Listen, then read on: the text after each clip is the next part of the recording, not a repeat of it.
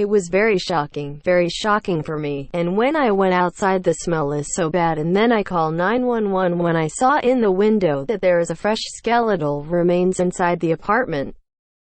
Sergeant Gagan and his team were the one who responded to the crime scene. And Sergeant Gagan asked the next apartment, who's the last person our parents was inside the apartment. The law enforcement went inside the apartment, and the investigator saw skeletal remains near it, the carpet.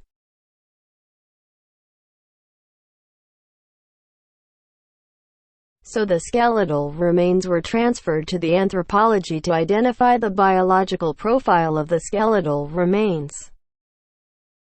In the process of skeletal identification,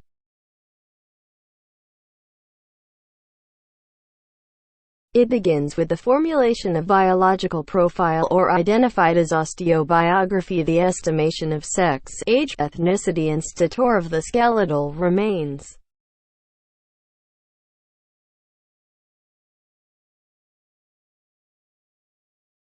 The anthropology determined the sex using skull. In this skull, the frontonasal angle is less distinct, and in this skull the supraorbital ridges lay prominent,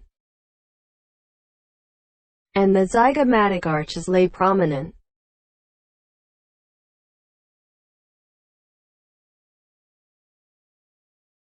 By looking at all of the features, anthropology identifies it to the female individual skeletal remains.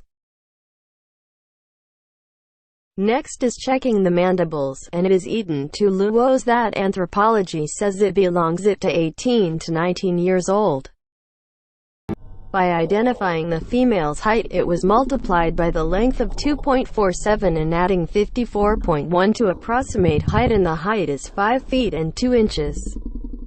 At the above of the bone marrow, medical examiner found out that there is a bulge and identifies it to bone cancer.